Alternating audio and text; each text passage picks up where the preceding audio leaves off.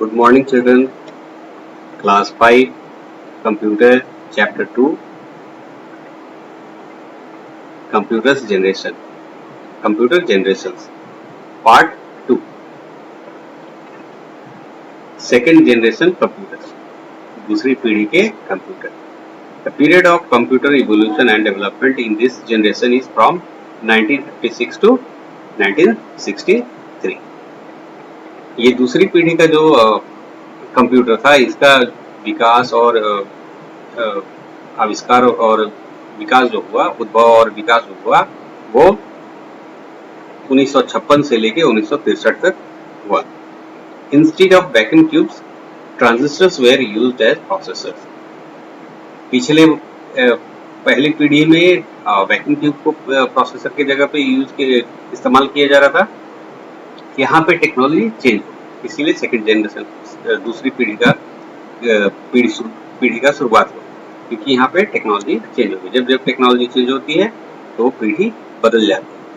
तो दूसरी पीढ़ी में क्या था कि वैक्यूम ट्यूब की जगह पे ट्रांजिस्टर्स का इस्तेमाल किया जाता था.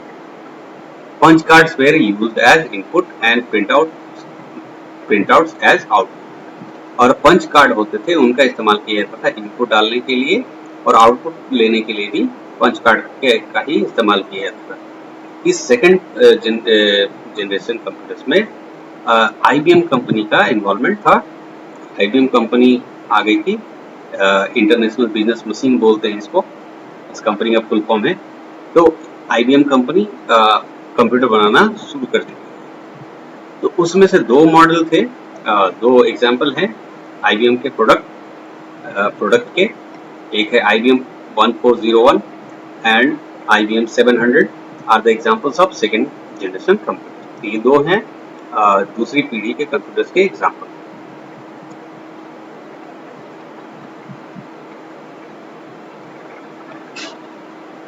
ये है आपका IBM का 1401, ये कंप्यूटर है IBM का.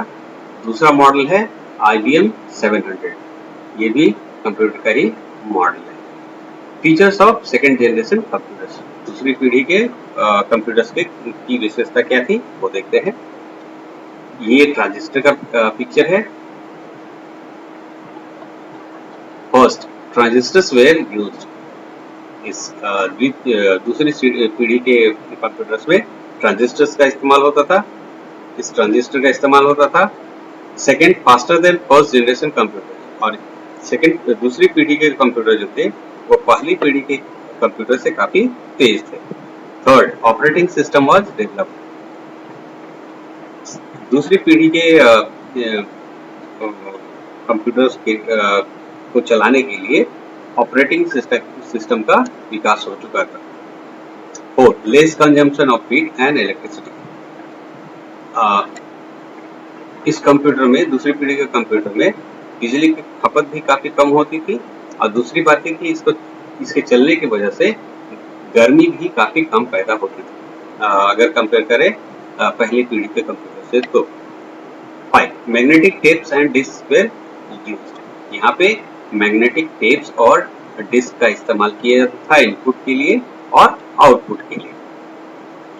6, computers became smaller in size. Computer जो है दूसरी पीढ़ी के कंप्यूटर पहली पीढ़ी के कंप्यूटर्स के मुकाबले में काफी छोटे हो गए. 7, programming was in machine language and assembly language. अभी भी प्रोग्रामिंग जो हो रहा था मशीन लैंग्वेज में हो रहा था, और इसके अलावा असेंबली लैंग्वेज का भी इस्तेमाल किया जाने लगा था दूसरी पीढ़ी में कंप्यूटर्स को प्रोग्राम करने के लिए, इंस्ट्रक्शंस निर्देश देने के लिए. Third generation computers. अब तीसरी पीढ़ी के कंप्यूटर्स क्या थे देखें. The period of computer evolution and development in this generation is from 1964 to 1971. ये जो कंप्यूटर का विकास और उद्भव जो हुआ वो इस जनरेशन में 1964 से लेके 1971 तक हुआ. In this generation, integrated circuits were used, which are made up of tiny square chips with thousands of transistors. यहाँ पे आप ट्रांजिस्टर का पिक्चर देख सकते हैं. सॉरी इंटीग्रेटेड सर्किट्स आईसीस को देख सकते हैं। तो ये इस जनरेशन में क्या हुआ कि इंटीग्रेटेड सर्किट्स का इस्तेमाल किया जाने लगा। तीसरी पीढ़ी में टेक्नोलॉजी चेंज हुई और ट्रांजिस्टर की जगह पे अब इंटीग्रेटेड सर्किट्स यूज किए जाने लगे।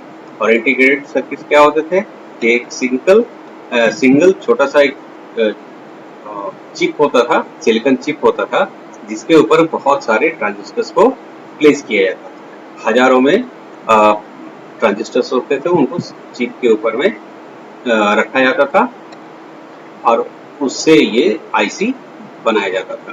Keyboards were used to input data. और इस तीसरे जनरेशन में कीबोर्ड का इस्तेमाल किया जाने लगा था इनपुट के लिए। जो आज भी हम लोग कीबोर्ड का इस्तेमाल करते हैं, तो तीसरी पीढ़ी में यूज करना शुरू हुआ।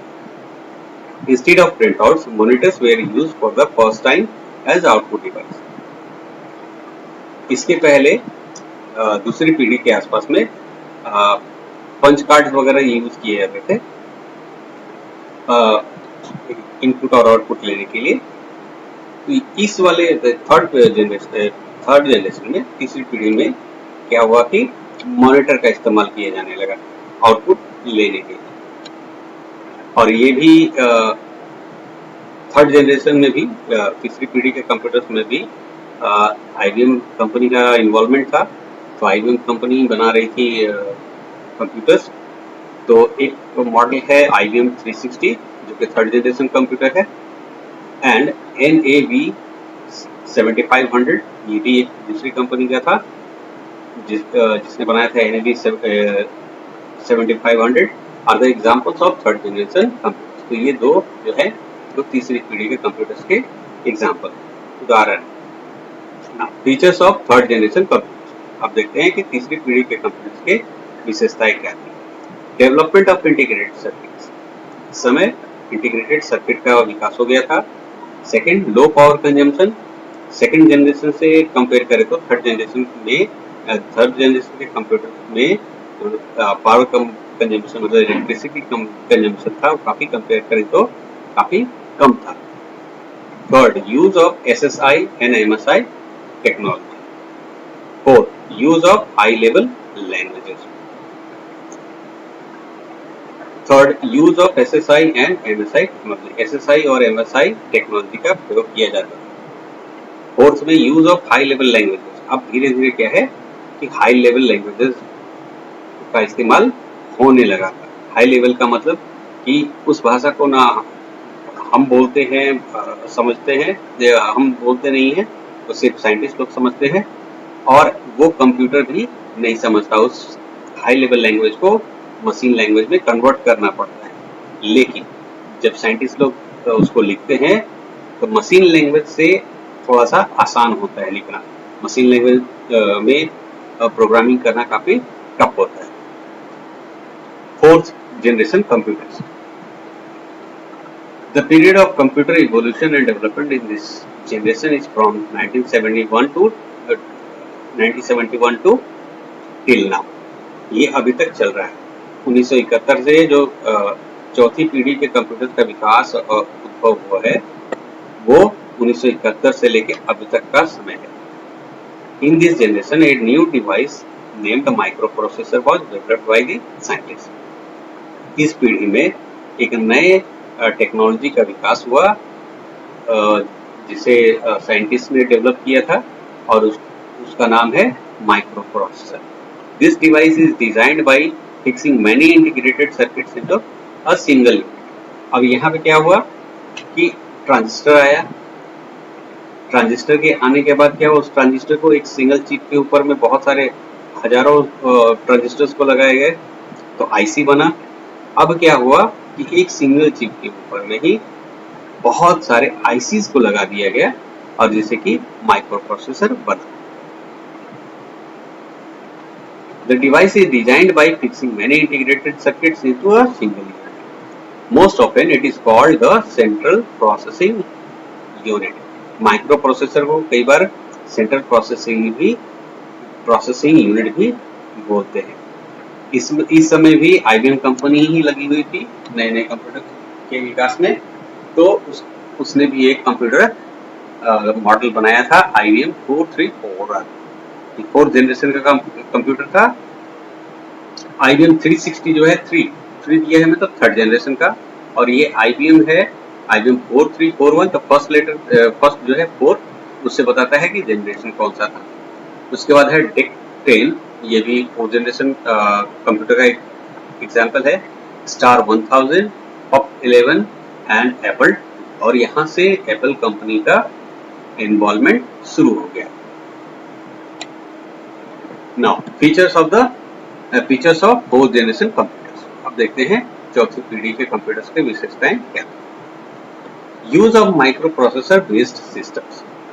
इस समय माइक्रो प्रोसेसर निर्धारित प्रणाली बनाई जाने लगी थी, या कंप्यूटर्स बनाए जाने लगे थे। Second, computers are cheapest in this generation. इस जनरेशन के कंप्यूटर जो है काफी सस्ते हो गए, काफी सस्ते हैं। थर्ड, इम्प्रूव्ड स्पीड, इसमें स्पीड काफी ज्यादा है। एक्यूरेसी, सटीकता भी काफी है। रिलायबिलिटी ऑफ द कंप्यूटर्स, काफी विश्वस्त है, ये जल्दी खराब नहीं होता है कंप्यूटर आज के समय का। Fourth, development of many high level languages such as COBOL, Fortran, BASIC, Pascal and C languages. तो ये इस जनरेशन में हाई लेवल लैंग्वेज, बहुत सारे हाई लेवल लैंग्वेजेस का विकास हुआ, जिसमें से COBOL है, Fortran है, basic, Pascal and C language. ये हाई लेवल लैंग्वेजेस है जिसमें हम लोग प्रोग्रामिंग करते हैं, कंप्यूटर्स के सॉफ्टवेयर बनाते हैं।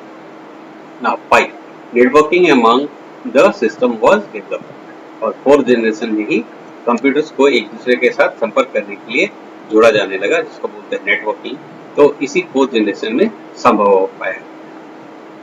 नाउ लेट्स आइए थोड़ा जानकारी ले ले। In the NASA Apollo space mission to the moon in the 1960 and 1970s, 1960 और 1970 के आसपास में नासा जो अपोलो स्पेस मिशन था चांद के लिए, all on board computations for primary guidance, navigation and control were provided by small custom processor called the Apollo Guidance Computer. उसमें सारे काम के लिए प्राइमरी मतलब प्रारंभिक जो गाइडेंस था, नेविगेशन था या कंट्रोल था, नियंत्रण वगैरह, तो वो एक तरह का कस्टम चिप बनाया गया था, कस्टम प्रोसेसर बनाया गया था, जिसको नाम दिया गया था अपोलो गाइडेंस कंप्यूटर। उसको अपोलो गाइडेंस कंप्यूटर का नाम दिया गया। Now 5th generation computers. The computers in this generation are based on artificial intelligence. अभी 5th जनरेशन आया नहीं, 5th जनरेशन अभी प्रोसेस में है, अभी आया नहीं है। तो इस जनरेशन में कंप्यूटर्स जो होंगे वो आर्टिफिशियल इंटेलिजेंस बेस्ड होंगे। They have the ability to take decisions and act like humans. उनकी क्षमता होगी कि वो निर्णय ले सके और इंसानों के जैसे एक्ट कर सके, मतलब काम कर सके। Computers based on this technology are still under development. इस टेक्नोलॉजी पे निर्धारित जो कंप्यूटर का विकास है अभी भी विकास के दौर में है।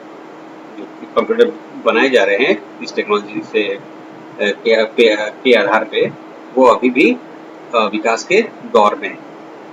These computers are capable of learning and respond to the natural language and the command.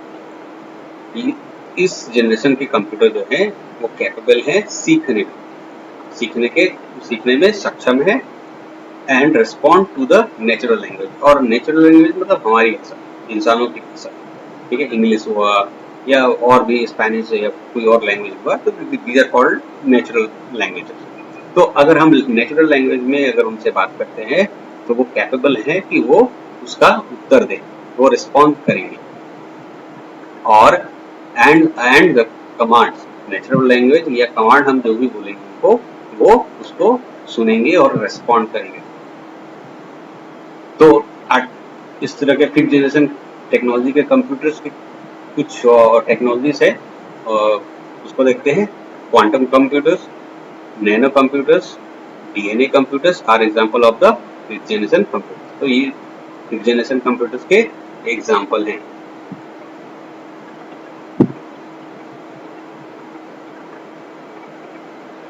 तो ये है quantum computers.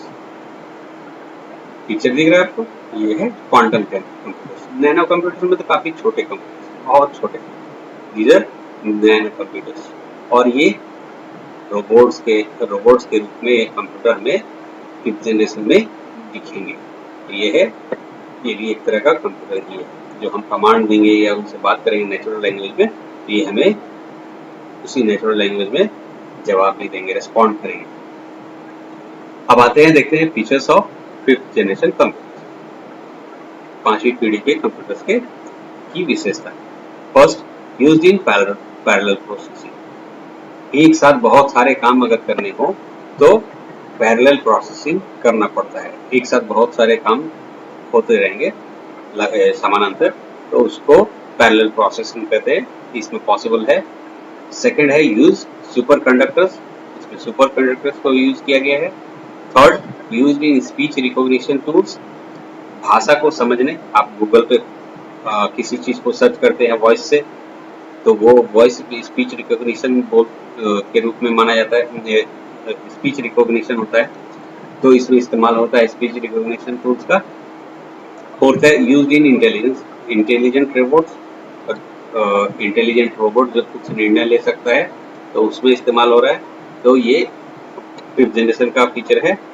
Now 5, use in artificial intelligence. Artificial intelligence मतलब खुद से निर्णय लेना सीखना, सारा काम खुद से करेगा कंप्यूटर, इंसान का इन्वॉल्वमेंट नहीं रहेगा उसमें। Now end of this chapter, अब देखते हैं summary.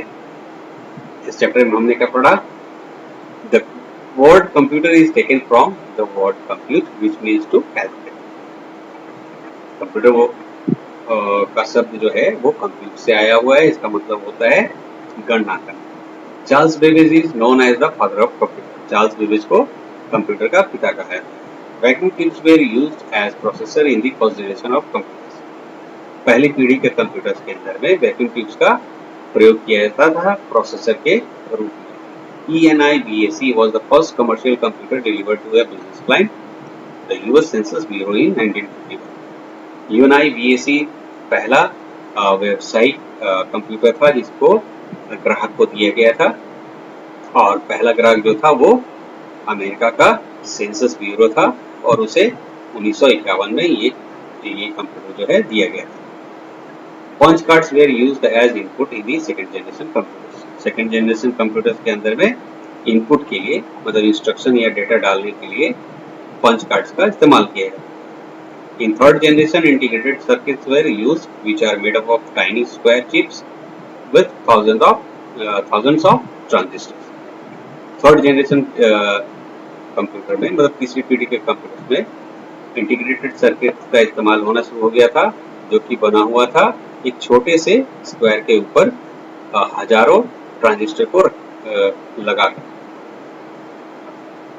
Microprocessor is designed by fixing many integrated circuits into a single unit. Microprocessor का निर्माण इसी प्रकार, माइक्रोप्रोसेसर का निर्माण बहुत सारे इंटीग्रेटेड सर्किट्स को एक सिंगल चिप के ऊपर में लगाकर किया गया था। 5th generation computers are based on artificial intelligence, और 5वीं पीढ़ी के जो कंप्यूटर हैं वो आर्टिफिशियल इंटेलिजेंस पे आधारित है।